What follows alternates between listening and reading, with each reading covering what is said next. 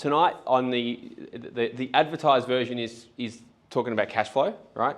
However, we've still got some stuff to cover off on profitability. So who was actually, most of you guys were here last week, yeah? Majority, yeah? Cool. All right, so let's go back. Did anybody do anything last week that's saw the profit formula, looked at a couple of things, said I'll make a couple of changes in the business this week? Yeah? Yeah, did two. I love hearing when people win. Tapped it. Two what? Tapped them. Tapped them? Yeah, give them a bit of a love tap up. Okay. What did you do? I'll up them. Yeah, up your prices. Yeah. Up the price. Nice. The love tap. Yeah, love tap. Okay. And was it a percentage? What drove the decision? Just margins on top of wages rather than being a small business. Yep. You reckon you might have already been a bit underdone? No. I do it right, but I was like, that 20% rule looks pretty good to me. So, Yeah. Yeah. So we put a margin on Yeah, right. On top of the wage. Cool. Any pushback on pricing? Well, I haven't been approved yet. So haven't been approved? All right, so we're about to find out. Yeah, I'm about to find out because none of them, it's pretty, because it's all referrals, it's normally not an issue. So. Yeah, okay. So we'll see. Interesting. Well done. Could create some lucky waves, who knows? Yeah, that's cool. I love it when, I love hearing about wins. So people see something, make a change, that's awesome. Nice work. Anyone else do anything with it? Make a little shift? Not yet? Sorry, no. Waiting for the quote to come in. Waiting for the quote to come in? What, he's quoting you? No. Oh, right.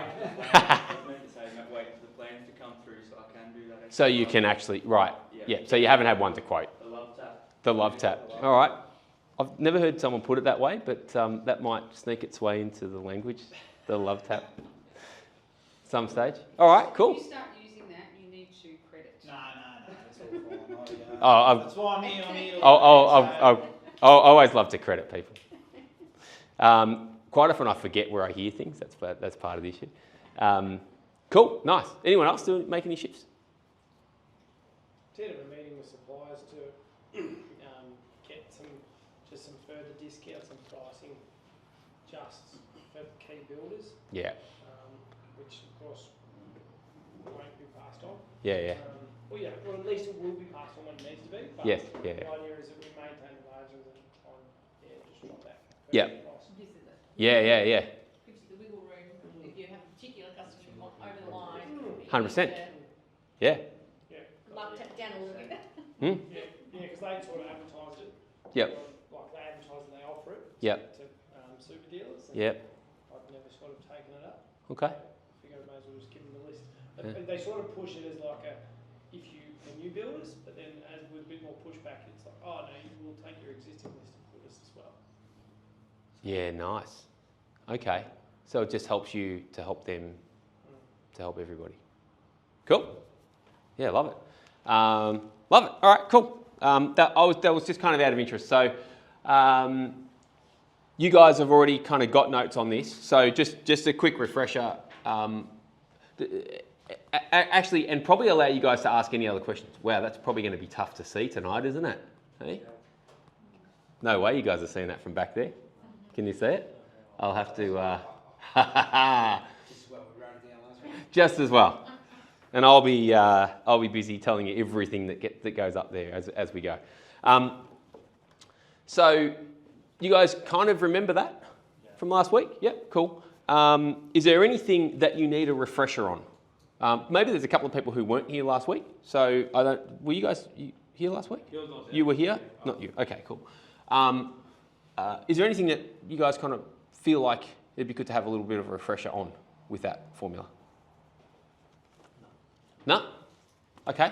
What's that? It was a good inclusion. It was a good inclusion, Yeah, Chris? definitely. I've got Corey here this week. Yeah. Hopefully he'll be a good inclusion. You've got... So I'm going to pressure. Yeah. No pressure, mate. No pressure. Yeah. What did you find interesting about that? Like for me, it's like I can sit here and say do this stuff, but it's good to hear from someone who's just been told, done it. He's applied it, and then he's got the real life Yeah. story behind it, how you've changed Well, changing it, it's made a huge change to this business. Massive difference. Yeah. Yeah, cool. Yeah, no, thank you for that. That's good feedback. Good to know. All right, so hang on. Yeah, I think you guys have already done the profit levers, which was page 13. Is that fair to say? You've already filled some stuff out there from if you were here last week? Yep, cool. So if you think about the profit formula, I don't know why I keep going back to that, but if you think about this profit formula, this is like I'm struggling here tonight. Been a long day already. This is like the big, the high level view of the entire business. Does that make sense? So we look at it and we go, all right, well, we know that if we tweak overall pricing and overall margins, then, and you guys saw the calculator that I've built, it tells us exactly what's going to happen in the business, right? And that's really cool. And then at some point in time, what we need to do is then drill down into each one of these areas, right? And so in the money module, the big ones we're going to look at is, mainly price and margin. Does that make sense? So the next stage is to say, all right, well, how do we apply that, or how does that apply to jobs? Sorry, guys. Come on. This thing's struggling tonight. So, and that's what we use this thing for, project profitability calculator. And this actually gets used. This is a calculator, a spreadsheet that actually gets used, right? We've got a spreadsheet version of this, but what I want to take you guys through is just the simple things that are in there, and maybe we'll just do an imaginary job and throw it in there and see if we can run our calculations. How does that sound? Yeah? Who's ready to do some maths tonight? Without, no, yeah? I was never ready. Never ready? All right, cool. All right, so so what you can do, this particular worksheet has a couple of different purposes, right? Firstly, when you're pricing up a job, if you're not exactly sure what the margins are in the job, you can use this. You can put the big numbers in there and use it, right? The other thing that's really handy is to use it after you finish a job, right? Literally, just put all your numbers in there, and it's called back costing, right? Who here does something back costing? You guys do back costing? Yeah, cool, right? Just want to know what the actual, so quite often what we estimate the profitability to be to what the actual profitability was, two different things, right? Welcome. Sorry. Welcome, all good. And then also, something else really interesting. So I've got a version of this, which is a spreadsheet, which literally has 5 different projects that we can compare with each other, right? I can show you this spreadsheet briefly, but I don't think it's going to really, I don't think you're going to see much up there tonight, to be honest. So I think we'll skip that for the most part. But it's like, and so quite often if you think about the job, so let's just say, go back to the profit formula, let's just say we wanted to move our margins by 5% in the profit formula, right? Which might mean that we're moving pricing in the business by 5%. You'll find that there are some jobs that are difficult to move. Is that fair to say?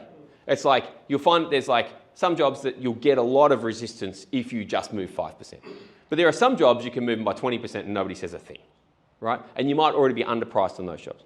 So what you can look at, what this helps you look at is what is the margin on each job? So you break it down individually. You say, well, if I want to increase my margins by 5% overall, I've got to figure out which jobs I can actually increase margins on. And then you can also, another really good way to use this is to actually compare margins between the different types of work that you do, right? So who's heard of the 80-20 principle? Pareto principle? Yeah, got some nodding heads, right?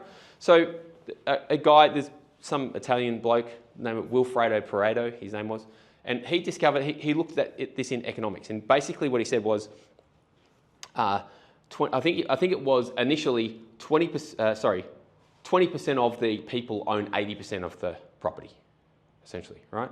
And what we find is this rule is mostly true throughout a lot of different areas of economics and kind of business, right? So in other words, more than likely, 80% of your business will come from 20% of your clients, right? Or something like that. And maybe it's 30-70, like maybe it's not quite that number, but it'll be close to that.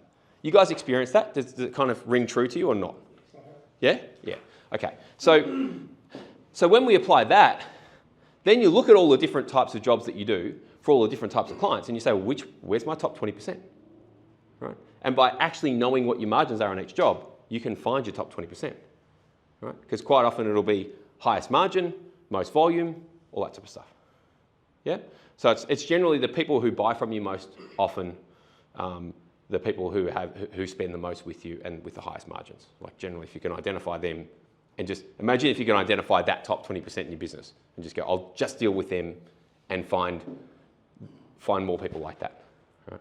And in fact, in my old business, we actually... With the high margin, with until they go and get a check price on you and then you lose your big contract. That's true, but why do you... Then the question is, why do you have a high margin to begin with, right? And maybe it's because you're actually really good at that particular type of job. Away with it because no one's double checking you. Yep. You might make But- while the sun shines, but then someone does a check price and they're just blown like 50% of your turnover. If you're saying you might lose that client at some stage. So that might mean... Well, if you're not being fair and reasonable with them, if you're touching them up. Yeah, but hang on, if you're already getting that work and they think that's a fair and reasonable price, right? Because they trust you, and then one day an owner goes, ooh, is that the only price you're getting? And someone comes in and undercuts you. And Okay. the owner goes, what the fuck are you doing? But generally, like, so generally, if you like, if they become very price conscious, they're probably already like that to begin with, right? And if they say, oh, we'll give you a bit of a try, like, is anyone else worried about this? It does happen. You kind of get price checked, but for the most part, I guess what I'm saying is, So you got one-off clients. You win the job, you don't win the job. Yeah. Make money. And to be fair, doing it as a contractor yourself, you'll check it, plaster, see what they're at, what people are charging. Yeah, absolutely. Someone's looking for your work and they come in trying to price it, and then all of a sudden the builder goes, this made me look like a fucking idiot in front of the owner. Yeah. Why are they so cheap and you're so dear? Well, they're trying to buy a job. Yeah. Yeah. And I know what's Is- involved in doing your work, Okay. and then you got to try and fight to save your contract. Is it possible that you're just really good at doing that job? I am. You do it really efficiently, Yeah. right? And so you've got really good margins in that particular job. And so without ripping them off, you're still making more on one type of job than another type of job. Does that make sense? So in other words, I'm not saying I'm not saying just put your pricing up and keep charging as much as you can, but I'm saying that what you'll probably find is that there's some work out there that simply is more profitable than other work, right? There's some clients out there you deal with that simply are better to deal with and more focused on quality than price. Better jobs when So you're they're- focusing on the unique selling part of your product, what you're selling, isn't it? Like, what Yeah, well, I mean, when you break it down, if you guys have a look at your entire product mix, right? Let me give you an example. So the business that I had, right, like years ago when I sold it, we would actually go through and review our client list once a year, right? And we'd actually go and cut out the bottom of the client list. We'd look for top 20%, great. We go and look for more people like that. Bottom 15%, we go and cut them out. I'll do that free monthly. Free monthly. There you go. Yeah, go. How do you gauge a top 20% client? So What are you basing it on? Are you basing it on how much they spend? Are you basing it on how much they refer? Margins. yeah, I mean, to be fair, you guys probably already know who your top 20 and your bottom 20 are.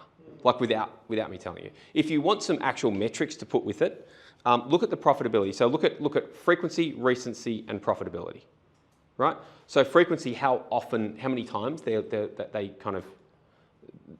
actually working with you, right? Recency, how recent it's been, and maybe it's that you just need to get in contact with them again. You know what I mean? And then profitability. The real thing the real tell for me is, you know, in a bricks and mortar type business, in a trades business, is the profitability side of things. Right? If there's always pressure, you know, you get those clients. There's always pressure on the price, right? And you get some other clients where it's like, okay, I need some help on this one, but the next one we're all good. You know what I mean? You can charge me a bit extra on the next one or whatever the case is, right? And so you get some people who are reasonable and some people who are not that reasonable. And so if there's always pressure on the price, you might be dealing with the wrong clients. Right? Not mine, that is. Yeah. Or I'm saying might to be nice, you know. The best client is the one that's giving you the most like turnover because you're making a margin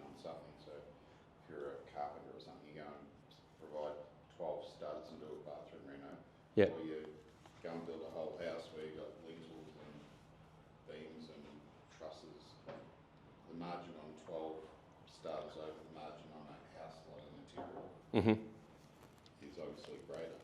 Which is interesting because, like, that's true until it's not, right? Because did you see the profit formula from last week? You saw that? When you actually look at it, like, if you get that, like, we've seen builders go out of business. We've seen Porter Davis go out of business, right? Theoretically, like, based on what you're saying, they make more money than anybody, right?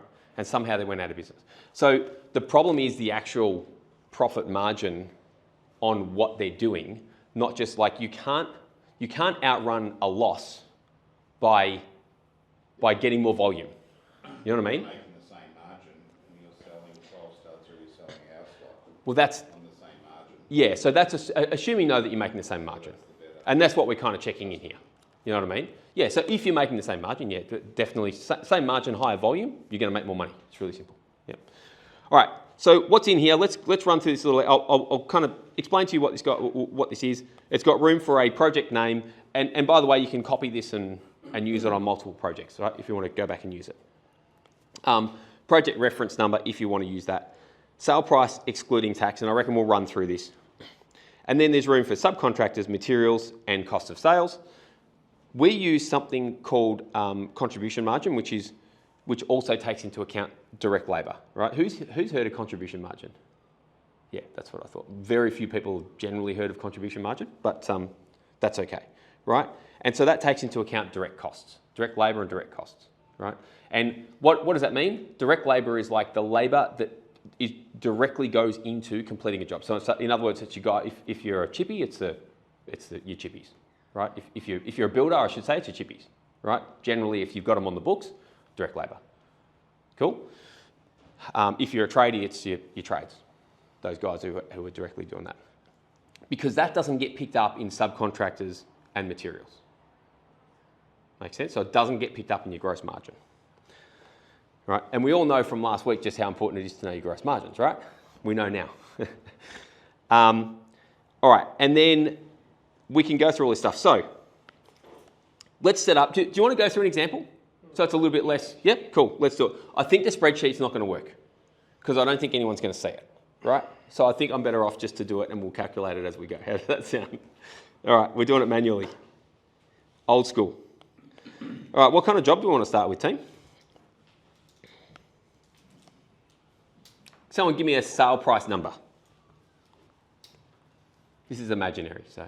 350,000. 350K, we're going straight for builders. All right. All right, 350. 350K. That's excluding, right? So it's going to be 385 including. Fair?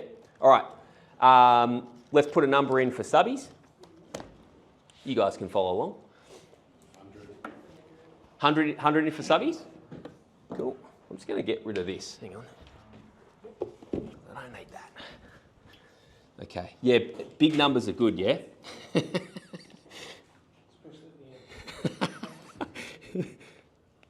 I'm relying on you guys to get your phones out.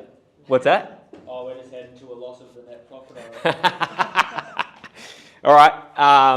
Good, is it? No, I'm just saying, like, I should have said round numbers are good. Round numbers are good for this. All right. Materials. Give me a number. 150. 150? All right. This is looking interesting already. Cool. All right.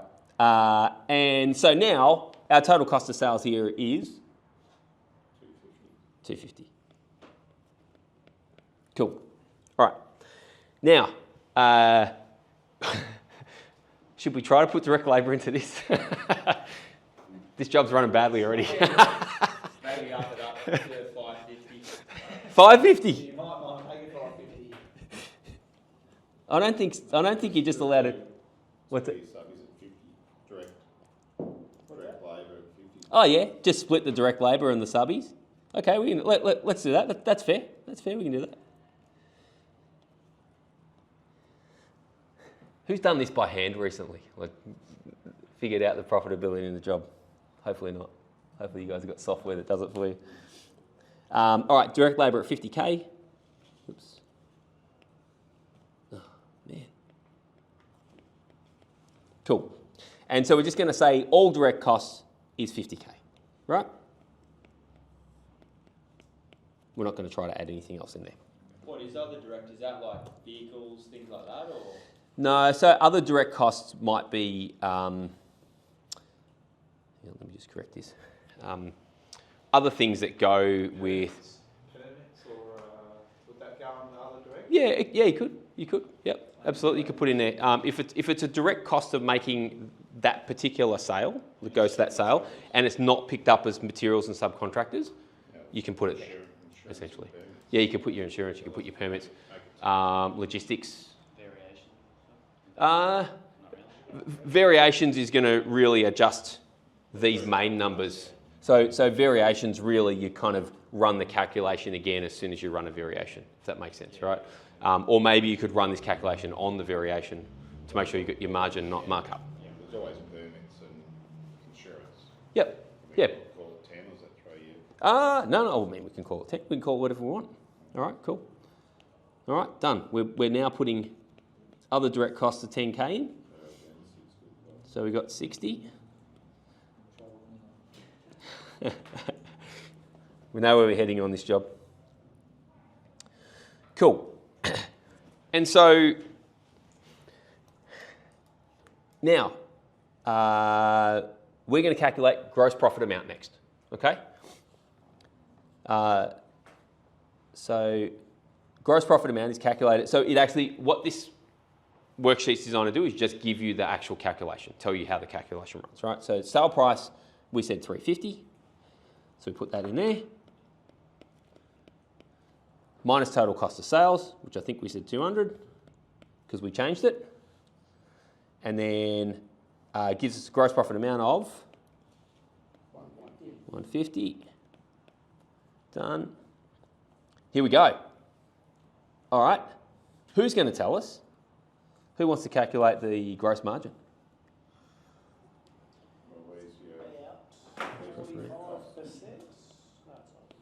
Close. So direct costs don't go into gross margin. 42.8. I thought you got that off just your head. We seriously got a 42.8. Pretty sure someone double check it, but it's pretty simple. All right. Divided by, what did I say, sale price, 350. Is that right? 150. 42.8? Yeah, good. I'm not retarded.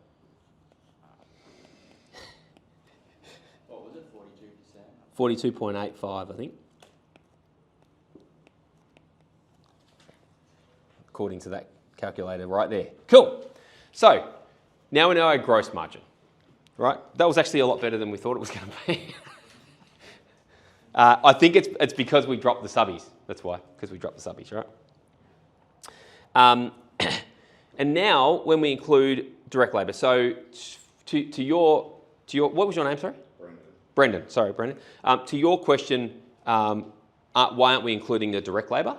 Direct labour, we include that in, so the way I map it out is I'll have a gross margin and then I'll look at what we call a contribution margin, right?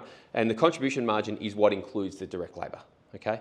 Now, I don't think I've shown you guys, I can show you guys an example of a P&L that we use, right? I use something called a simplified P&L, and it just makes it so much easier to figure out what the right numbers are. That'd be useful for you guys if I just show you quickly tonight. Who actually knows how to read their P&L? Okay, kind of. All right, so we've got one person who's pretty confident and the rest is kind of not really. So I'll show you that, all right? Cool. And then, all right, so now what we're looking at is to find our contribution margin, right? Gross profit amount of, what did we say, 150? Minus total direct costs, which, what did we say, 60? Right. I think that one's easy to calculate. Who's already done the contribution margin? So, what did we say, contribution margin, 90? 25.7.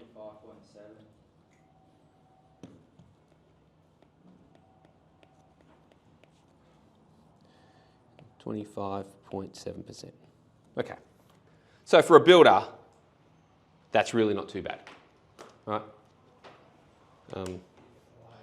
Looking a lot better since we just pulled back on some of those subcontractors, right? Well, the direct labour is way low. You mentioned Oh yeah, 100%. Yeah, clearly yeah. not paying yourself a wage. Yeah. Well, I mean, yeah, that's true. Like, clearly this is not a real job. So, but we're just you guys can now kind of see how this. I just wanted to show you how it works. Is the main thing, right? So you can kind of go away and use it. The relevant percentage is the 25, not the 42. They're both relevant. So, and let me see if I can. I'll see if I can find a P&L. So they're both relevant. So let me kind of explain why. Gross margin is a really important margin in my mind, right? Contribution margin tells you a couple of things. It tells you what it's really costing you, including all of your labour, all of your direct costs, not just materials and contractors, right? It's telling you something else though. It actually tells you how much your direct labour costs you. Does that make sense? As a percentage, right? So, does that make sense to you guys? Yeah. Right? So it's literally saying as a percentage, I can see already that it's costing, what's that, 17-ish%? Just like that, just by looking at it. Yep, because it's the gap between your contribution margin and your gross margin, right? So it instantly tells me what percentage we're allocating to direct labour. Right? And if that number starts to get up to 20%, something like that, like, well, actually probably even 17% for a builder's on the high side, actually, right? So you can start to gauge those numbers, look at where they are. I quite often get asked, what's the right number? What's the right benchmark? And the reality is it's different because, like, even as a builder, you could be doing bathroom renos or you could be doing $1 million plus builds. And those are two completely different business models, right? So the reality is it's different in most businesses. But the first thing to look at is where you start, and you take a benchmark of where you start, and then you can start moving those numbers around, right? And the reality is what you're trying to get to is net margin anyway. Cool? What this doesn't include is all your normal operating expenses, running cars, running phones, running factories, whatever it is, right? It doesn't include that, which is... This should cover the vast majority of any job-specific expenses, right? But it won't, but then, so remember last week I said, if you look at your margin, like the gap between OPEX and in that case it was gross margin, because it wasn't contribution margin in that calculation, but OPEX and gross margin, that's where your net margin is. It's effectively that. So it's like, if you look at where your OPEX is here, it's going to be the gap between your contribution margin and your OPEX in this case, if you're doing that, right? Does that make sense? Some accountants, by the way, will simply put all your direct labour into your gross margin calculations. So they'll put it in with your subcontractors and materials and that kind of stuff. Right? And just end up with the 25. And just end up with the 25. Yep.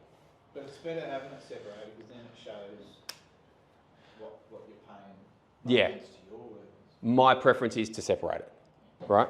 And so let me see if I can find, hang on. Let me see if I can find this. I'll show you guys a P&L quickly. Is there, if the difference between the two margins is too high, is there a preference at which one to sort of cut back on, or whatever? If the difference between the two margins... Like you said 17% is getting on the high side, so to make that smaller, is there a...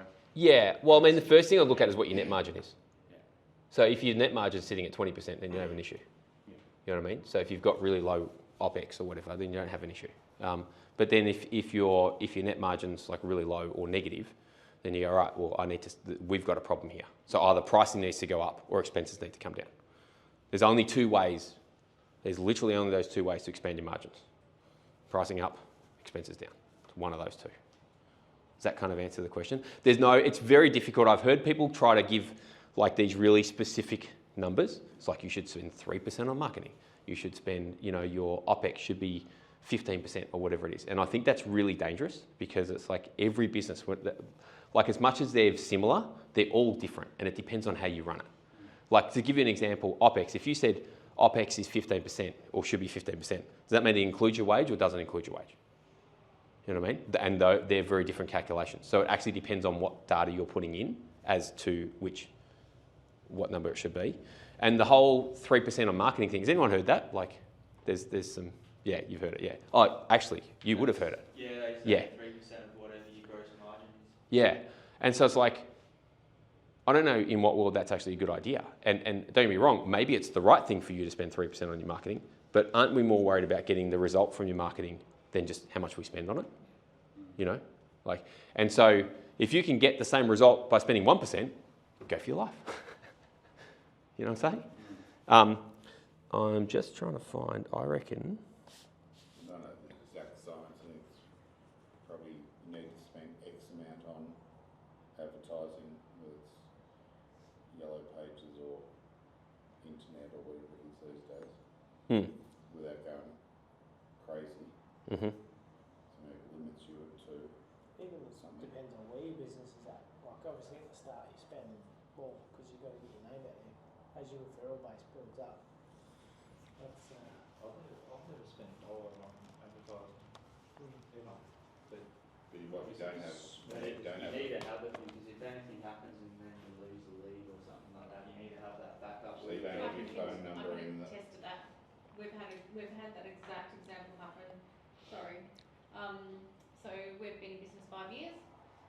We have not paid for any form of advertising at all. Not even Facebook- yellow pages or. No high pages or anything. Facebook, Instagram only. That's it. Word of I mouth. haven't even done that. Yeah. And did that for the 4 years, I would say. And then all of a sudden, 4 years after COVID, we go bang, stop. The phone stops ringing. Holy moly, what do I do? Are you repeat work though, or are you one-off? Some. Yeah, see, I'm repeat work, Yeah. so it's not. So we've now. I've been in this zone of now finding other avenues of advertising or getting our name out there and basically getting in front of as many people as we possibly can, because you don't know what you don't know, and I didn't know that one day this could happen. Yeah. And so here I am, Yeah. networking. Nothing wrong with networking. What do you do? Landscaper. Yeah. Yeah. I think what we found this year is that as like if you especially you're just relying on say natural, everyone else who is spending on marketing has actually increased their marketing budget because to become more competitive, which means if you're just relying just on natural, instead of slipping from here to here, you probably slip from there. Yeah. Look, there's so many factors, like, holiday homes and things like that that have been hit with land tax bills that have increased exponentially. There's 13 rate rises, interest rate rises, there's cost of living expenses, and we're a cosmetic trade. We're a want, not a necessity. Yeah. So we're the first to The go. luxury at the end of the job. That's right, and as you guys know, builds, how many builds go out of budget? Let's do a quick And test here. They eat my budget. Let's test the room. Who else noticed a drop in leads in the last 12 months? Okay, so a few builders definitely, and like you would have noticed a few projects just disappeared. Yeah, I've heard that a lot from anyone doing probably bigger projects. Noticed it probably more, but yeah. All right, interesting. All right, cool. So this is right. I'm sure that you guys are really excited by this. This is an example of a standard P&L, right?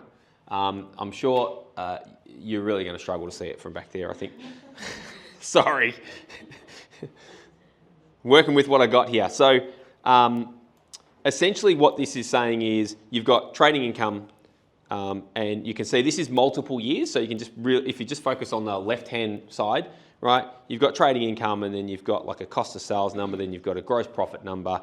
This would be familiar to you guys, right? You've probably seen it. Who's actually knows what their P&L looks like? Yeah, cool. All right, good. Who's still confused by it when they look at it? Right? And so, and then you go all the way down the bottom and you get down to here and you've got a net profit number, right? So that's all good. Here's an example of what I like to use. This is what I call the simplified P&L. I've actually got a bookkeeper who will volunteer to set this up for you. You guys all on zero? Yep. If you're on zero, she will actually set it up for you if you ask, basically. All right. So I can we can make that happen as well. So hang on.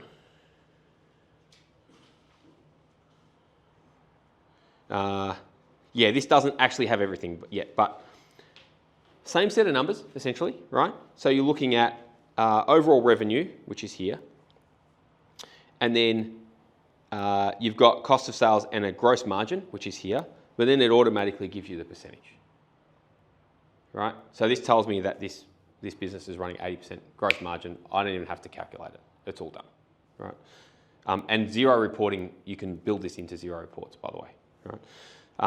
And then in this case, contribution margin automatically gives us the contribution margin as well, right? So in this case, it's not costing us much at all for direct labour. Either that or we're not putting the numbers in. No, just direct wages are quite low in this case, right? And then net margin down, well, there's a lot to get through here, but then net margin down here was an actual percentage. Right?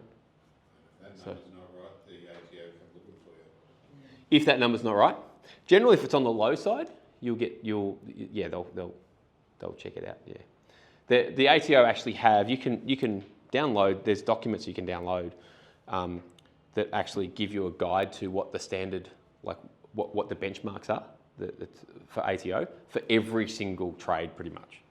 Electricians, plumbers, landscapers. I don't think there's one for builders. Funny enough, I don't know where you guys come under. I've been trying to figure that out, but I don't think there's one specifically for builders. So yeah.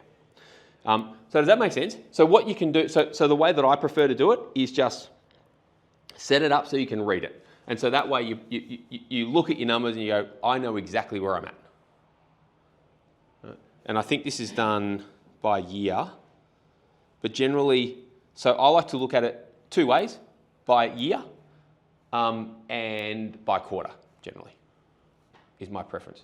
So the year gives me the overall, hey, that financial year was good, that financial year was good. The quarterly gives me a much better idea of how things are moving. Like I can get a much better gauge on it faster, right? Yeah, your pricing's out and you think you've got turnover, so you think you're making money because you've got turnover. Yeah, 100%. Then your quarterly thing will go, well, your percentage is down, you're a dickhead, you don't know what you're doing. Correct. Yeah. Yeah. Cool. So if any of you guys want something like that set up so you can just see the percentages straight away and you can also see contribution margin, it won't affect whatever your accountant's looking at because you can set up a custom P&L. So it's a separate P&L, you just look at that separately. All right. Would that be helpful for any of you guys? Yeah, may as well. Yeah? Okay. I'll get. Do you just do it manually, or does she have to fully set it up? She has to go and set it up. Yeah. Yeah. She can show you. Formulas in spreadsheet. Yeah, she'll put. Yeah. Yeah, have you got yours set up like that? Yeah. And if your business had a bad period, you can see how bad it was real quick. And you can see where it was bad as well, I You can think. see, like, why it was bad. Yeah. Just makes it a lot easier to diagnose things quickly. And I think the thing with P&Ls is like people are like, if your accountants try to explain how to read your P&L, like that's probably why you don't understand it. You know what I mean? Like if you just look at something like that, it's a really simple read. Do you recommend being on like accrual accounting or? That's an accounting question. Yeah.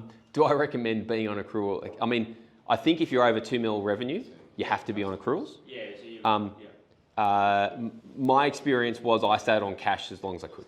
Yeah. But then there's like, that's my personal experience. And then there's like your accountant will probably want to guide you anyway. But then some people talk about cash and accruals in terms of BAS, and some people talk about like in terms of actually your actual tax returns. Does that make sense? Yeah. Right. There's two different versions of it. Does that make sense? Yeah. So if we're talking about your overall tax returns being on cash or accruals, my preference was always stay on cash for as long as I could. Yeah.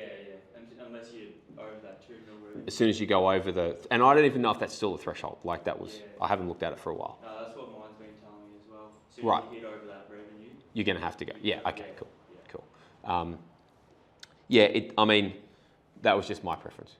I think also for a very, like when I was making those decisions, we already had a fair bit of cash in the business, so I could kind of being on cash, it allowed me to manoeuvre a few things towards the end of the financial year. So that was a different. Yeah, you're not costing exactly every single transaction. Yeah. I've got an accounting friend who says, she always says, I can't lie, but I can arrange the truth in your favour.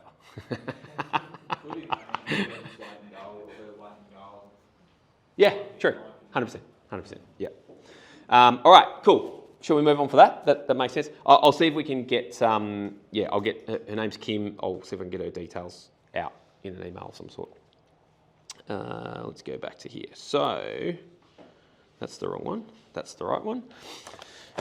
Let's get on to some, so any other questions on that thing? You guys can take it away and use it, yeah? Yeah. All right, let's move on. Let's go to the next section. Let's get into some cash flow stuff. Page 18. Money makes money, and the money that makes money makes money. I don't know. It's just me. I just like that quote. Love it. All right. 3 cash flow complaints. Cash flow sucks. Generally one of these 3, right? It's like that. I don't like my cash flow, but I'm not sure why. My accountant said I'm profitable, but who's ever felt this way? My accountant. It's like every time I ask this question, someone always, like there's always a few people put up their hand and go, yeah, I get exactly that. My accountant said I'm profitable, but like, where's my cash? Type of thing, right? And sometimes you might feel like you're always waiting to get paid. Yeah? No? Okay. So, but generally it's like... That's how you weed out the 80%. 100%? Yeah. Yeah, Don't definitely. pay, Yep. don't work for you anymore. Yeah. Well, you can't make margins if you don't get paid. Slow pay is good. Yeah. Yep. All right, 5 big cash flow killers. I don't think there's a worksheet for this, but let me just follow along here as well. But we'll go into it. It's kind of, it goes over that stuff anyway, in a way. The first, here we go. The first big cash flow killer, big surprise, is actually a lack of profitability. Like the number one thing I see is it's like people come to me and they go, oh, my cash flow's down. It's like, all right, well, let's look at, that's great. But then I find they're actually not profitable, right? And the reality is like, unless you're making profit, your cash flow is probably going to suffer, right? So the first one's that. Second one is what I would call unfavorable terms. So we're going to go through this in an exercise, but it's like, if you're running, let's just say if you're a trade, right? If you're waiting till the end of the job to get paid, if you're not taking a decent deposit or something like that, then quite often they might be unfavourable terms. Does that make sense? And so in that case, you're always going to be waiting for the cash. And if you're a builder and you've got the wrong progress payment terms or something like that, like you're running like method A, method B. You always run method B. Yeah, cool. Yeah, and especially if you're doing renovations, extensions, method A just doesn't fit. Yeah, like it doesn't make sense. Sometimes the banks, sometimes the banks For- might even put the foot there and say this is how it's going to happen. For a reno? Well, they don't like method B contracts because they can't control what's happening. But for a reno? I haven't seen it personally. I've had a mate get told he had to change it to a method A halfway through the bill because they couldn't loan the money to pay him. Yeah, right. Well, my bank, I'm building right now, and Yeah. they've stipulated to you ain't getting the money unless But new build or reno? this is a new build. Yeah. New build, okay. So new builds, it's harder with new builds, okay? But it's not quite as bad with new builds, but definitely for renos, it just doesn't make sense. No, it doesn't work. Yeah, it doesn't work. Like, It's just like stage payments, but the stage payments are all different. yeah, they're all completely different. Yeah, cool. All right, so unfavourable terms. So these are the, like from a very high level, it's this simple. You know what I mean? Like you can really break it down to being this simple. Inadequate process. In other words, do you have a process to actually follow up the payments and things like that? You know what I mean? Inadequate process. Ineffective management, meaning not managing the jobs well. If they go over time, they're going to go over budget. You know what I mean? If something gets missed, they're going to go over budget, all that type of stuff. From a really high level, they're the 5 big things. And this one here, I put this in as well because I think excessive overheads. Like sometimes I've got another model that we deliver in foundations, and it's like at the extremes, like when cash is really low, everyone panics and it's like, get that job finished, right? And then quite often, like that's when stupid things happen. You got like tradies working on top of tradies and everyone's trying to get things finished when cash is low. And then when cash is high, even if it's not profit, even if it's just cash flow, that's when like boats get bought at the other end. You know what I'm saying? And so it's just like, it's really easy to think that you're making money and then just keep pushing up overheads, right? So that's just that, like very high level, that's what it is, right? So like any of you guys feeling cash flow pressure at the moment? Yeah, okay. So most people, yep, okay, cool. I think it's a pretty standard thing in most... Can't afford bad debts. Can't afford bad debts. I agree with that, 100%. Make money, but bad debt can... Someone else's business going broke can Yeah, terminate your business. yeah, 100%. I agree with that. And we've probably seen a little bit of that. Definitely seen a little bit of it. All right, so here's an interesting one, right? It gets really interesting when you try to define what cash flow actually is. Okay, and this is the simplest explanation that I can give you. Like, who really thinks that they understand cash flow? You know, not really. It's interesting because it's like it's kind of like profit, but it's not. You know what I mean? It's kind of so when I thought about the most I can simplify it down is this, right? Cash flow is funding and timing. Right? Funding generally comes from three sources. Funding comes from your revenue, right? It can come from finance, or it can come from equity, right? In other words, you sell shares in a business, something like that. For most small businesses, the equity's not a thing, right? Because you haven't gone and got investors, shareholders in the business. The finance, a lot of small businesses don't really start with a lot of finance, so maybe finance is, maybe part of it. But most of them self-funded, bootstrap type businesses. So then, aside from finance, you're then relying on revenue, right? So it's simply how much you get in, and it's the timing when payments go out. It's actually that simple, right? So when you look at the profitability, sometimes when people look at profitability and they say, well, my accountant actually did say I made this profit, where is it? It might be that you've got you made 100K, but you've got 100K sitting in someone else's bank account, right? And hopefully, like Brendan said, they don't go broke on you, but maybe you've got that money simply sitting somewhere else. So it's the timing when you actually get the money in. Does that make sense? I do have some, I don't want to spend massive amounts of time trying to explain it, but it comes down to it, it's that simple. So hopefully you can remember that bit, right? This is something, so this is literally going to be going over, so this is on page 18, going to be going over three of the points that we already went over, right? So it's like, back here, cash flow control, terms, we spoke about, process, we spoke about, and management, right? So we're going to capture those three main issues because they are the big cash flow drivers. So,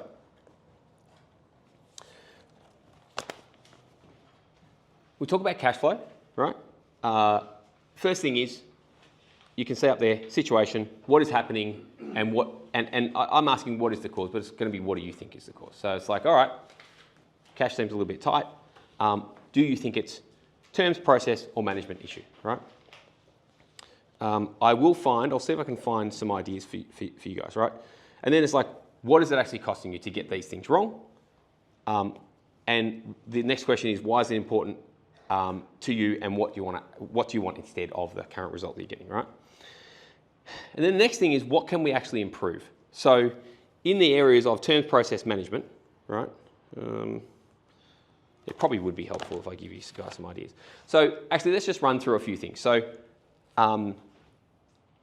if we talk about terms, right? Maybe I'll just give you guys some ideas and we can kind of run with that, yeah?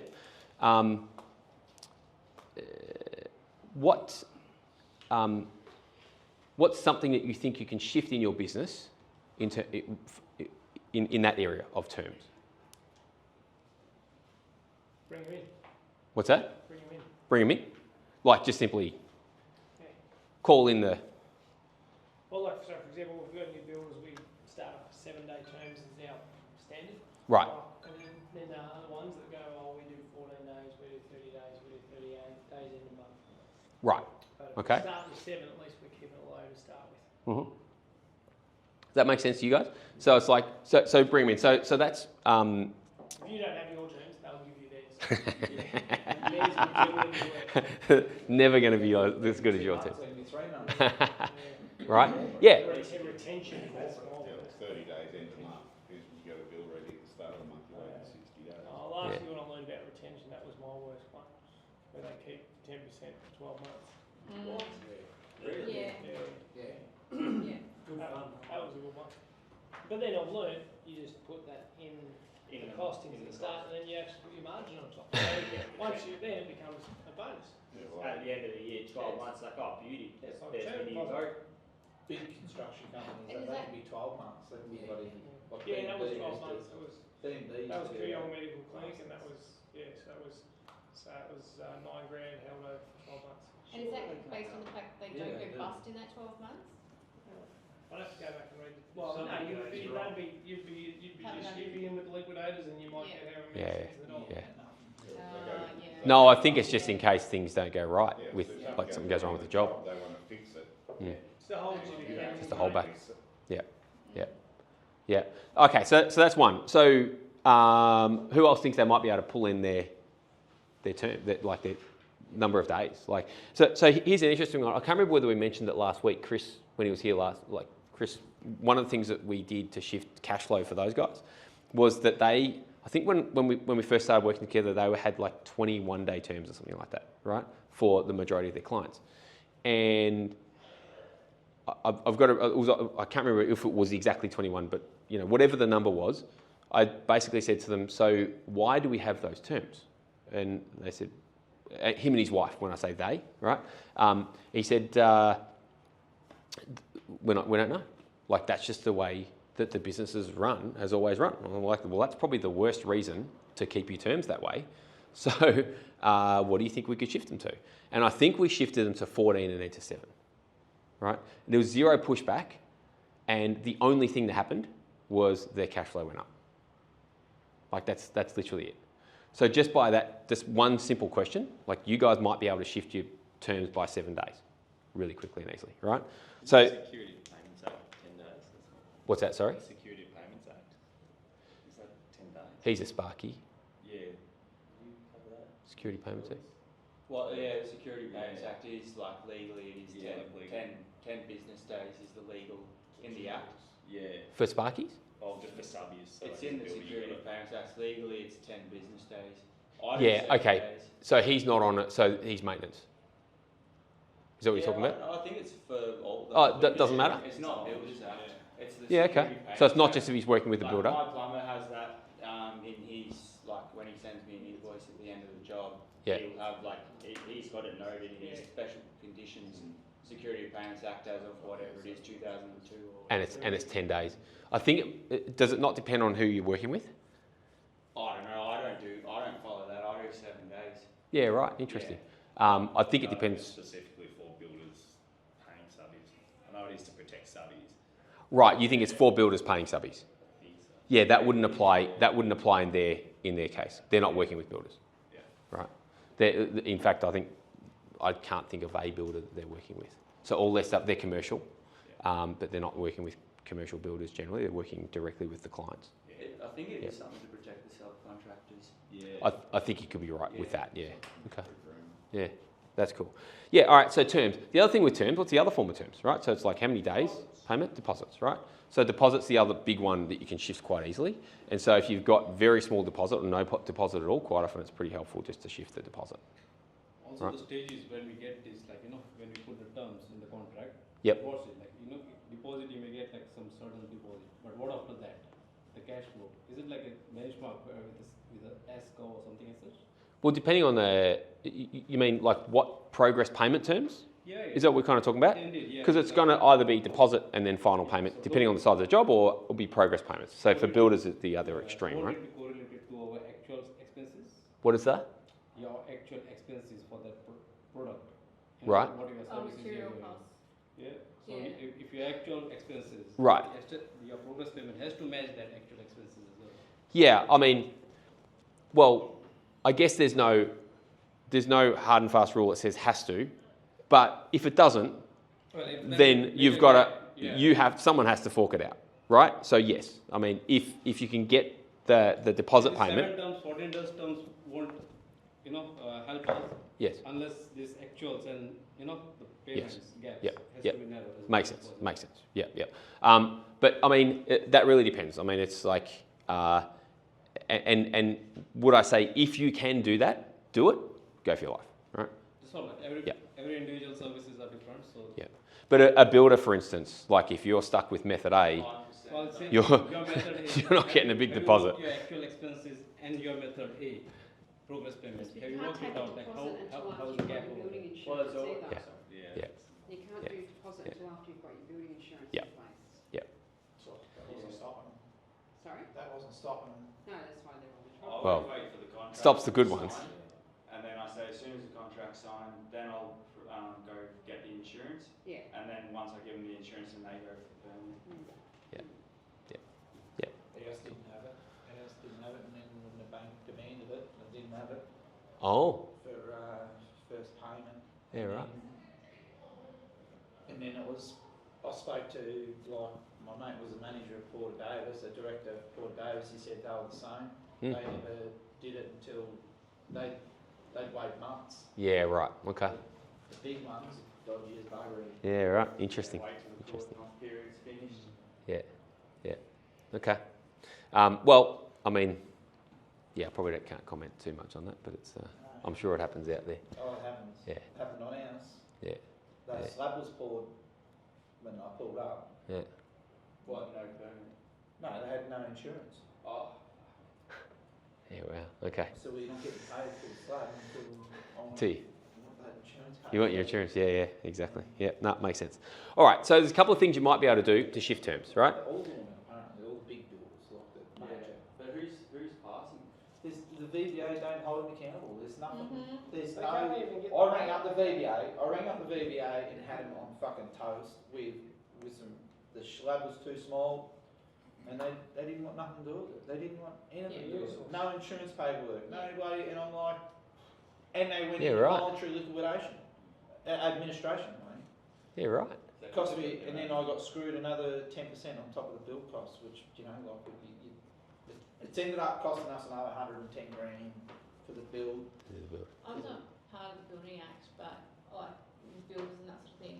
But one thing I've noticed is how outdated it is right now for today's day and age. Because it was built Scary. back in the day when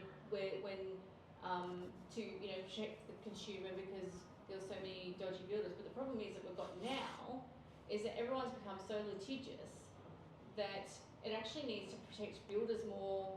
It needs to be more even out. So Needs it's to actually protect both. protecting both parties. Yeah, right. Because this is the exact problem, and we all hear stories on both sides of the situation of where everyone's getting burnt by things, and like we don't hold a building registration just yet. We're pretty close to that now. So yeah. We're eventually going to go. We'll finish for it, 7:15, I reckon. What we've discovered is that then I'm going to be bound into the 5% deposit if it's over 20k and all this sort of thing. It's like, well, hang on a minute, people don't pay. Like we've got, that issue where people don't want to pay that deposit. Like they would get out of, I don't want to be left with a, 50% final balance of Sure. payment. Yep. Because I've had to take 5% at the start and that's all Yes. I can do. So Yep. it's Contractors also wanting 50% up front, then 100% before So cash- completion. It's like, You've got to find that You're like, happy whoa, place, don't you? yeah, Yeah, it's- which is tough. Yeah. So what they Yeah. want now. Mid- They want Some- money some- before completion. some people are, yeah. All right, let's see if we can finish this off because I think dinner's calling soon. Next thing is process. So quite simply, what I see a lot of is if you have a look at Xero, right, you can see there's a on the home screen, can't remember what it's called, on the dashboard. There's it will literally tell you how much you're owed. Right? Do you guys look at that much? And I think on the business snapshot, who knows about the business snapshot? It's depressing looking at how much you owe, mate. What are you talking about? You guys seen the? I don't look at that bit. Don't get depressed. Get even. Who's seen the business snapshot in Xero? Yeah. Okay. But majority of you guys. So there's a really cool report that's very helpful. I look at it a lot, and it's where is it? It's if you go to the top tabs in Xero, it's business, and then you scroll down. I think it's the second selection, snapshot. Look at that. It's really easy to read.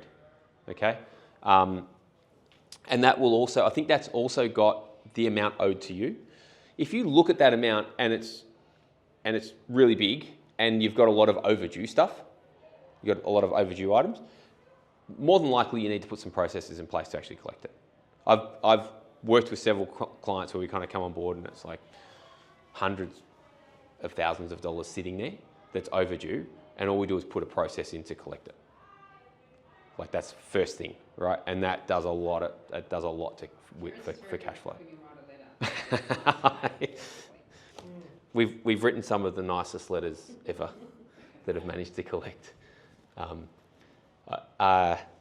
We had Kathy had a client which was, they would always pay after the due date. Correct me if I'm wrong.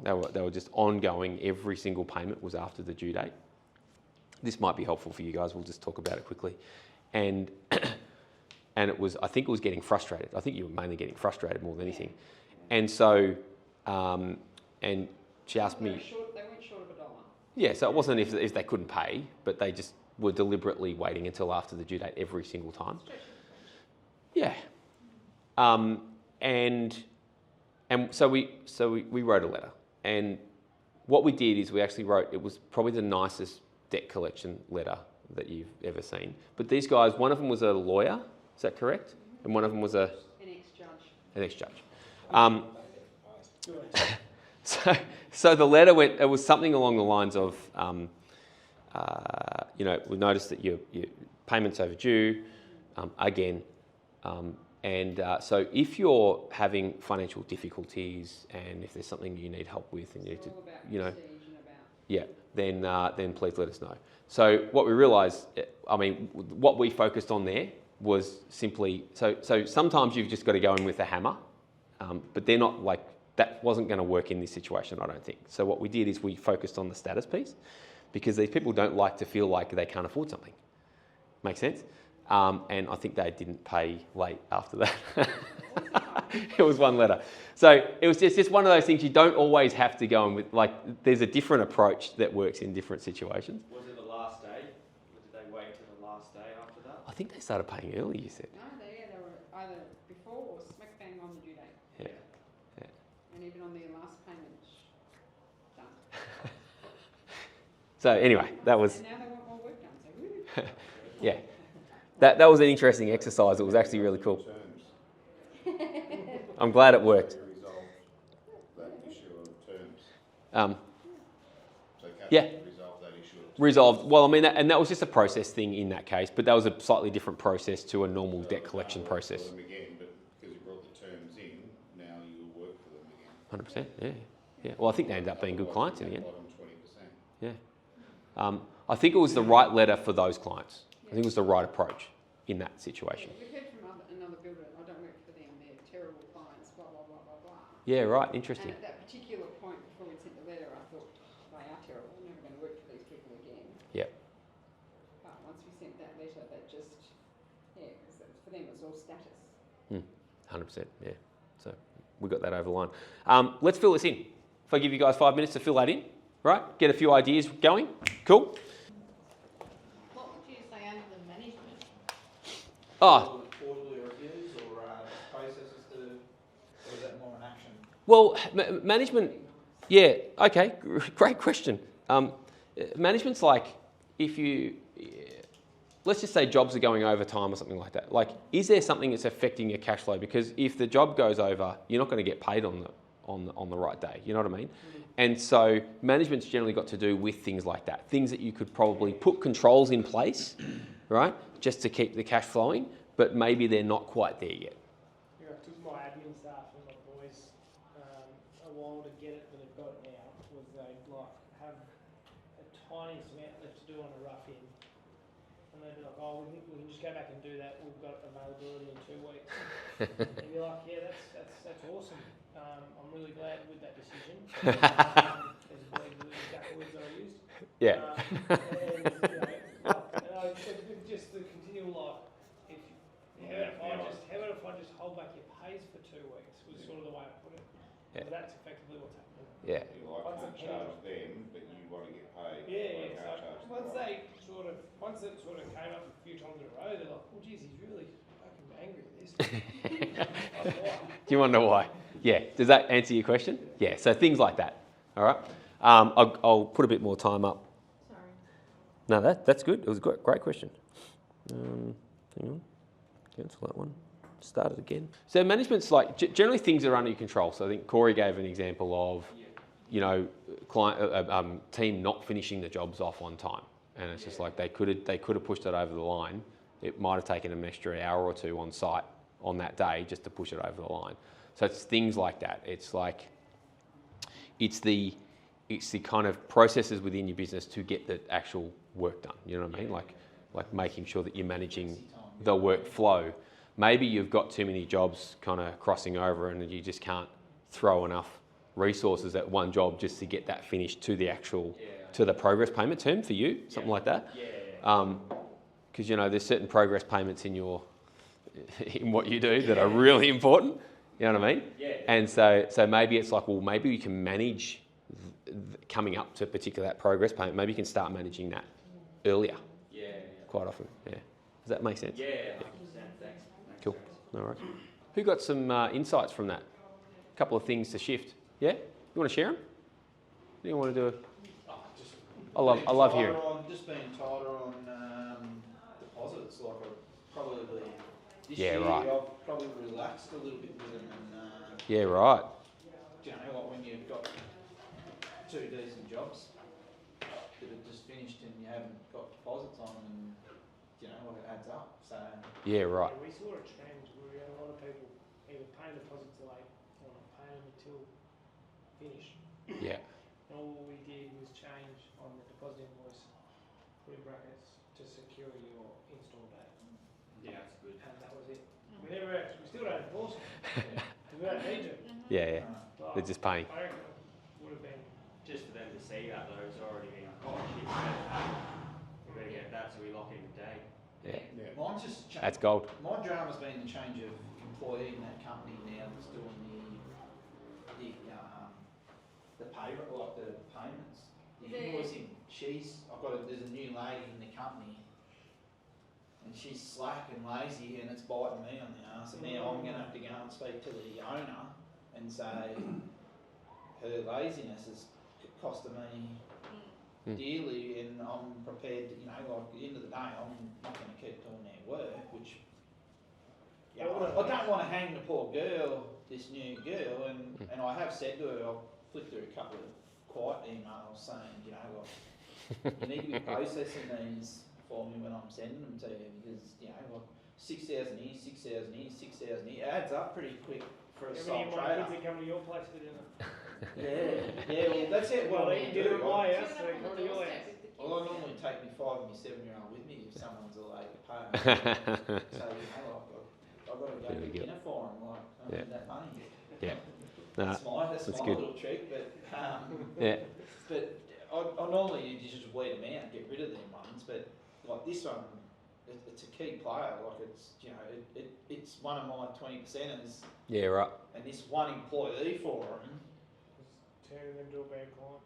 Yeah, and I'm not. I don't want to hang this poor girl, but like Nurturing the relationship is key, isn't it? yeah, like I always do, and I always every year I pay for them to go out for a nice dinner as a thank you for supplying me all this good work. Yeah. And I don't want to hang her. Like, Yeah. but it's Maybe- at a stage right Well, now with the Maybe missus she's going. under She's- instructions. She's either, Nah. well, it's hard to say, but she's, Well, the bosses are really good, but I'm definitely it's happening. so this week. deposits, get that process to like collect faster is essentially where you're going. Yeah, I think she's just not the right person for the job. I think she- It And they could be the wanna know case. that. That happens. They want to know that because she's a representative of their Yeah, brand. that's right. So, yeah, it's pretty Yeah. frustrating. I think I've got a golden axe somewhere. I've got a golden axe somewhere, haven't I? They might lose you at the So trouble. you, you might not be the only one. you put small invoices to them, right? Kind of thing, and it accumulates a lot, isn't it? Oh, normally it's not an issue. Normally they pay. The last lady I had her for 4.5 years, and they paid me on that day. I'd Yeah. invoice them, and normally within an hour, it was Oscar, boom, Right. and you're like, and then chop, you know, and you Yeah. look after them. I'd drop work, Yeah. move work around to keep after them. And Yeah. now it's like, There's a conversation to be had there, I would suggest. oh, it's Yeah. happening. Yeah, Like, just don't want to. You don't like hanging.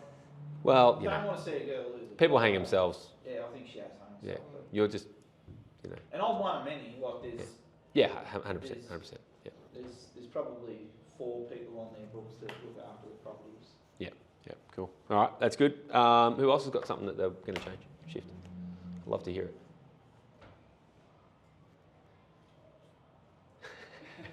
There's a whole lot of people going, oh, should I talk? What?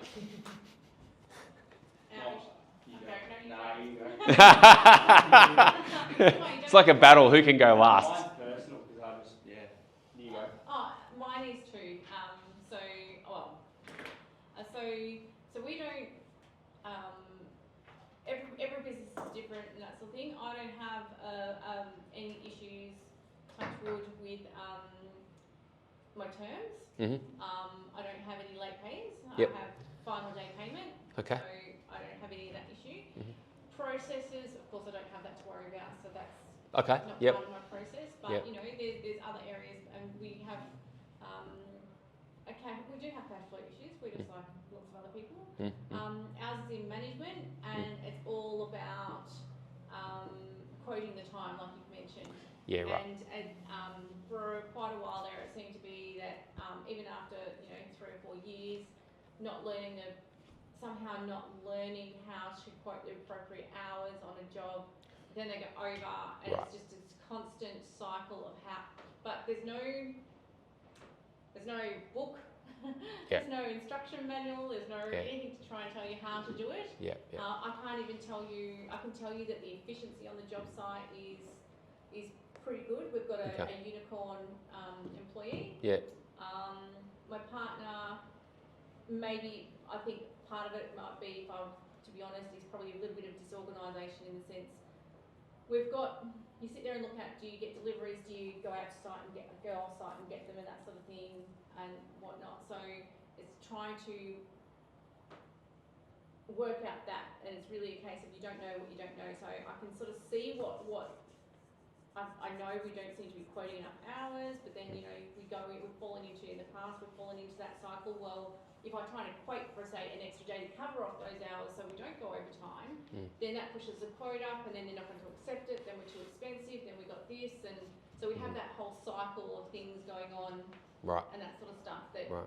It comes back to that net profit. Yeah, probably. It sounds like it might be a bit of a profitability. I just don't know what the solution. It's like where to start. Yeah, It's where to start. No idea what Yeah, the right. solutions are. So I'm just Spreadsheet. I'm like the duck. Yeah. Solid- Come on top. Crazy. I don't know what's going So on. if Yeah. you're a sole trader and trader whatever, so you've got a day's pay, but if it ends up takes you 10 hours, you've still made a day's pay. Right. But if you're employing people and you've allowed 8 hours and it takes Cuts into 10, your margin. Yeah. you've made nothing. And paying an extra 2 hours. Yeah, I- or choose up your profit, so you've made nothing to pay them. So if you're employing people, if it's going to take 10 hours, you need to allow 10 hours. I think one thing. Lose the job or Yeah. Yeah. I think one thing that I've definitely seen is, especially when you're talking about hours and employing people and all that type of stuff, is people not really understanding how much it costs them to employ somebody. Once you start to understand exactly how much it costs you, like when you run the calculation that shows you all of the costs plus the cost of all of their unproductive hours, right? And you probably got less if you got them on one site for very long periods of time. You've probably got less unproductive hours, but there's still some there. When you add all of that stuff in and you realise how much it actually cost you, right?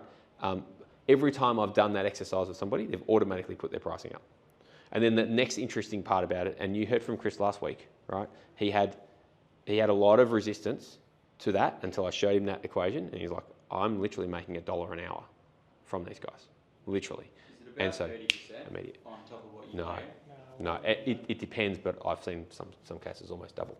Yeah, but like then you'd have your margin on top of that 30% again. So say if you paid $50 an hour, and that's like including everything, Yep. would you allow another 30% on top of that for like annual leave, sick days? I wouldn't, so I would never calculate it. I would never go that simple in my calculations. Yeah. I would actually calculate. So I've built a calculator, believe it or not, because I like spreadsheets, right, so much. And I literally run the calculations. And so I put all of the costs in, so I know what they actually all are, because it's different for different businesses. Because like for you might have guys on site for the full day, right? And so you might have less unproductive hours, for instance. That's a real variable, right? But for a tradie who's driving around everywhere, like for you guys, you've got people like driving around from site to site. So there's a lot more unproductive hours in there. So then all of a sudden that just puts it through the roof, right? That's So where organisation comes in. that is, I mean, yeah, it's where the management side of things comes the into apprentice it. But yeah. one was amazing. Yeah. We ran the employee cost calculator of apprentices. And by the time we factored into the calculator, the school, and then we put in like an average of like learning, like learning on this job site. Like I think we went conservative and called it like 3 hours a week. Yeah, like when they're actually not doing anything because they're like watching and learning. I think apprentices came out at nearly $65 an hour. Really? Is what it was costing you? You wouldn't be charging that for them though, would you? Or you might, you would be now. But like back then, there's not many people that would be able to be charging. Yeah, it's like, it's really interesting because when you actually drill down into the numbers and you start to realise. Qualified that are on 52 are out at 92 cost. So Yeah. double. Yes, it's a lot more than that. So it's not, yeah, but by using an arbitrary kind of percentage, it doesn't help. Like it's not generally very helpful. Like I've heard a lot of people do it, but you just get in and run the actual calculations. Generally aren't cheaper than a subby, but you can teach them. Years 3 and 4. You can teach them how you want it done, as opposed to someone who's already got their own fixed ways. I was the apprentices now doing all their bloody school in 4 years, like a lot of it. So, So 4th year now is 1 day a week school. Yeah, we're individual parents. There's a lot of them that got held up in COVID where they couldn't go to school, so there's another 4 years rolling around with 8 weeks left to go. Oh, when you should be working full time. Yeah, so they get paid. So when they were useless as tits on a pole, all the schools were closed. hey Ethan. Do you put like trackers or anything in your cars, like to see where? No, but we work out. Oh, it's got red on one side, green on the other. Yeah, I've just got a. Okay, cool. Like it's got geotagging on That on axles. All right. Yeah. Oh, right, nice. So we've got 10 minutes to go, and Corey's here, and actually Kathy's another client as well. But I just figured, and we got really good feedback on Chris being here last week, and so you guys can ask Corey anything you want in terms of. I guess we're talking about cash flow, and we've been talking a bit about profitability. So talk to him about that stuff. You can probably ask any questions that you've got that are still kind of out there. We're going to cover off next week. What are we covering off? Attract and convert. So next week's like sales, marketing type stuff, and then we'll go into a bit of the time management stuff if you guys are booked in for next week. So some of those questions may get answered, if that makes sense. But yeah, go for your life. What were the major things that you picked up off the help that made a turnaround for you? Probably my biggest ones were, my case was a bit individual, that I'd sold a business in 2020 and we'd had a good cash buffer when we started that business. We didn't start taking from the business until we had 50k in the bank, and I'm realising the second time around how much of a game changer that was. But we work out of a job management software where we input all the data, we input all the costs, and then we run the margins off that. And I'd never bothered to look at my zero because that was the bookkeeper's job. And I suppose as we got caught through those price rises through the early 2020s, all of a sudden I'm still running the same margins, but my data input's wrong. So, and then of course you just sort of, the hamster on the wheel trying to work out, you can see it's going wrong and you can see it's coming down, but you can't realise why, because you're so trusting of this system that you've used for 10, 12 years. Why would that be wrong? It's the last place you look. So, it's probably gone from being someone that has never looked at zero to probably I'm on it 3-4 times a week, and just forever going back and just back checking back. What did you call it before? Back costing. Again, probably the last business I had a bigger team, whereas so I still don't have someone that can back cost on a regular basis. Probably that's the difference between having 2 directors and 1. Is probably the extra after hours work that you do. So yeah, the biggest, just looking at the numbers from a different angle was probably the biggest change. Staffing the business, sorry. What is the business? Oh, so we're heating and cooling. So yeah, it was heating and cooling last time as well. But yeah, so and then the other big cash flow one was well, the change has been identifying which products can have higher margins. I think you spoke earlier tonight about like getting caught out. Like I think we get so suckered into thinking that profit's a dirty word. Realistically, you've got things that you do well that others can't. They're the key ones that are going to be higher margins. Like for us, split systems are just cutthroat, bottom end, every man and his dog's on them. And then as you start to chip up into the higher level products, that's where we're sort of going, well, funnily enough, that's where the higher level margins are. And then I suppose on the management side, we ran some reporting recently on our customers and again, everyone's priced the same because we're running out of that job management software. Our two highest, out of our top 20 highest clients, our second biggest spend client was our lowest margin client. And he's a builder who's just not organised on his site, and it shows through because his trades work on the top of each other and they don't look after each other. Like flooring guy laid all his floors over the top of our holes and stuff like that. So those sorts of things was amazing. So we had a margin of 48% net margin for our biggest client, who ironically enough, our biggest client is our best, like on margins. And then the next one down is 11. So to have one that's like 50% margin and one that's 11% margin, you're doing the same work, same sort of products, same sort of client base. The only difference is all the trades treat each other like shit because he's disorganised. But it makes your life harder as well. Well, I'm losing like 40% out of a job. Yeah. So it's like, Because the pricing's the same, right? yeah, like It's the the same pricing's pricing identical. structure. It's the same pre-builds that we put in, the costings. So, but it's huge difference. Now I get to say, actually now I've got that report, I can literally show him, say, hey, one of two things is going to happen here, either, or one of three things. One, we're not going to do business with each other anymore. Two, your processes are going to get better, or three, your prices are going to get worse. Yeah, exactly right. And then you won't work for him. Yeah, yeah. If he decides not to change his ways. Yeah. Yeah. And so, yeah, I'm glad that you picked up on that from that discussion, because that's a good discussion to have. It's like sometimes the pricing can be the same. You're not ripping somebody off over here and like charging one person more than the other, but you're still making more margin on some jobs than other jobs because of that. Cool. What else? Any other questions? I think the other big shift has been team. Oh, team's massive. Yeah, like I've probably always been too, not forgiving, but like optimistic that people get there. A bit like the girl you don't want to hang, right? Like I was sitting there listening to that going, oh, well, guess what, my ropes, I've got to go back and get more rope because I've hung a few. So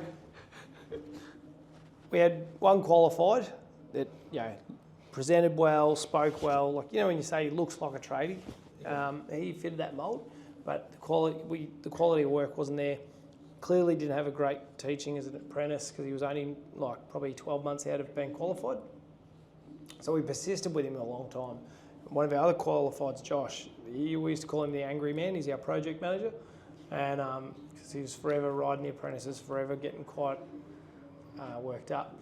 We got rid of Tom because it was just costing too much on jobs, drain failures and things like that. That mean ceiling repairs, and we don't have an angry man anymore. Like we actually, like that whole, Josh no longer doesn't scream and yell at apprentices, even though it doesn't have anything, there's no correlation between what the apprentices have done, but the frustrations, sometimes, you feel like you can't take the frustrations out on another qualified. So the apprentice is sort of the bottom of the food chain, so they probably cop, frustrations from all of us.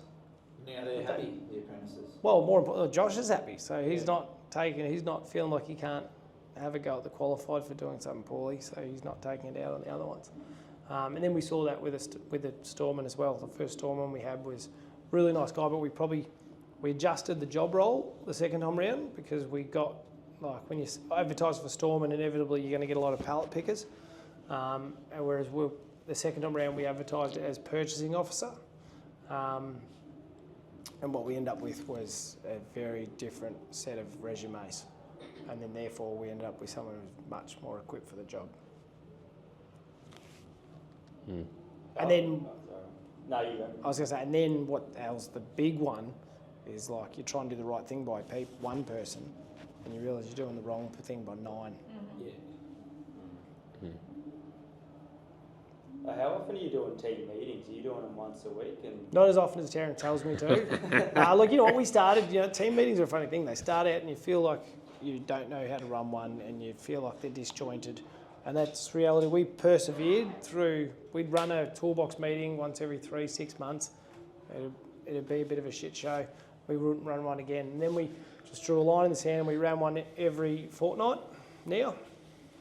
And at about the 2-month mark, funnily enough, they started to have an agenda form. They started to run like a proper meeting and they started, because it just kept refining the process. And now we're back at that shit show stage with sales meetings. And hopefully they will get through to where the toolbox meetings are now in about another 2 months. Yeah, they're pretty important, those meetings. Oh, 100%, just to make sure everyone's on the same page. Even for morale. Like it's, Yeah. people feel like they're part of the process more when they're involved in the decision making. Yeah. Let them have a little bit of a say and discuss together. And also to routine. Strangely enough, people like routine. Like so if there's a regular catch up, they then start to count on it. Yeah. All right, guys, I think that's the end of the workshop.